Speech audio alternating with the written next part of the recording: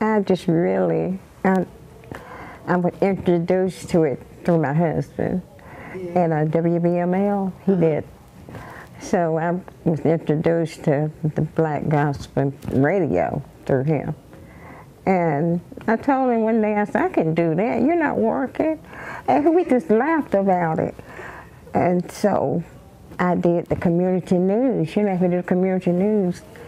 And the owner heard me on the air. And he came down to the station and hired me. He said, your voice. He said, you want a job? I said, yeah, I can do it. So I started out at WBML through my husband. And then they took the black gospel off. And we went home. And Big George from WIBB, he called me. He said, we need you over here. He said, could you come down and talk with me? I said, yes. So I went down and talked with him. He hired me. And I did for 15 years with WIBB and WDDO radio. The first full-time black female gospel announcer. And I always would call my program a ministry, you know, to encourage people that were listening, because you really don't know what people are going through, you know, but they'll listen to the radio. And so, and I prayed and I said, Lord, let me be an inspiration to your people. And he did. And I called my audience my family. And I met so many lovely people through radio. And some now, they'll call me or stop by. And that was, you know, that's been a long time. And so, but I'm just grateful, you know, to God for counting me worthy, you know, to play his gospel and minister to the people. And I love it. And even now, I love it. So, thinking back, did you realize that you were like a pioneer? Did you realize there were no other black women on air? No, but it wasn't not here in Macon. You know, you can hear about it, you know, in other states or something like that.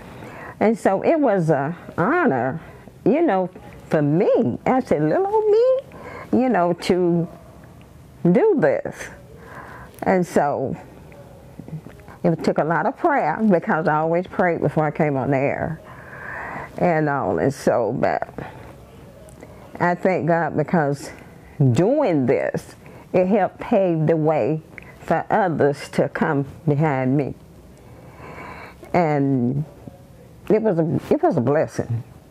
And I really get excited even just thinking about it and talking about it even now.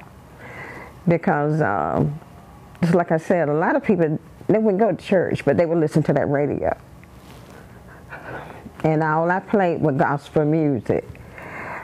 And I would encourage, you know, encourage their hearts and things like that. And I even had a young lady call me when I was at WDDO. She was talking about committing suicide.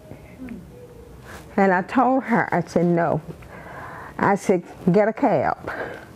Come down on Mulberry Street. Come upstairs and I'll meet you. I met her there at the top of the stairs and took her in the studio with me. And she sat there until I got off the air. And I talked with her and prayed with her. And she's still alive. And that's why I say that my program was a ministry, you know, to the people out there, because we really don't know what people are going through with. We don't know, there's a lot of suicides happening, and we don't know these people's story. And so, but I counted a blessing for little me to be one of God's mouthpiece. And I love it. I still love it. WIBB presented me with the Pioneer Award when WIBB celebrated their 50th radio anniversary. And we had a week of celebration.